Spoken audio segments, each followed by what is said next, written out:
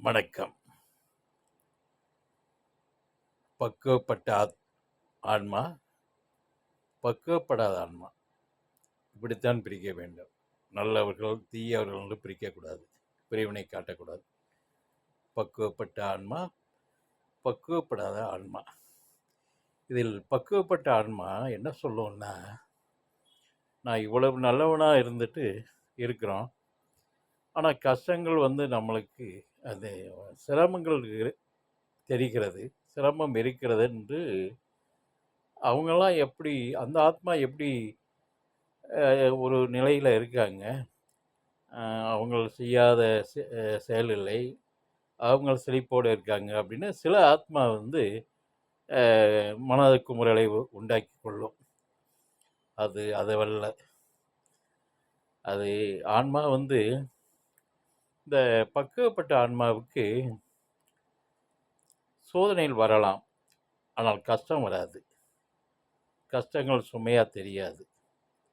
ஆனால் இந்த பக்குவப்படாத ஆத்மா ஒரு தீய போக்கில் சென்று பணம் ஈட்டும் அந்த ஆன்மா சோதனைகள் தெரியாது. ஏன்னா அவர்கள் கொஞ்சம் சிந்தனை எண்ணங்கள்லாம் மம்மதையான நிலையில் இருக்கும், அந்த திமிரான நிலையில் இருக்கும். அப்படிங்கும்போது அலட்சியம் இருக்கும், யாரையும் அலட்சியமாக எண்ணக்கூடிய நிலையில் அந்த ஆன்மா இருக்கும். அப்படி இருக்கும்போது அந்த அலட்சிய போக்கு நம்மளுக்கு வரதை கூட தெரியாத இருக்கிற அலட்சிய போக்கையும் உண்டாக்கி கொள்ளும். ஆனால் சோதனைகள்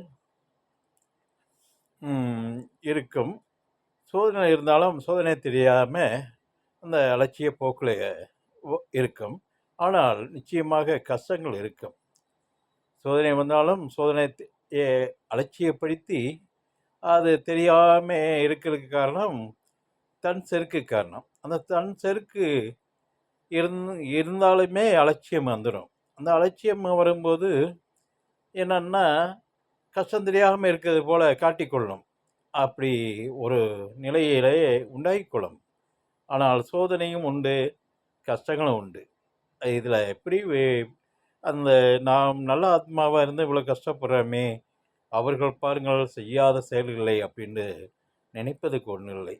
அவர்களுக்கும் நிச்சயமாக வெளிப்படையாக தெரியாது, உள்ளார அதிகமான குமுறல் உண்டு, கஷ்டம் உண்டு. நேர் வழியில் போகிற நிலைதான் மேன்மையானது. குறுகிய வழியில் சேர்ப்பது செல்வம்.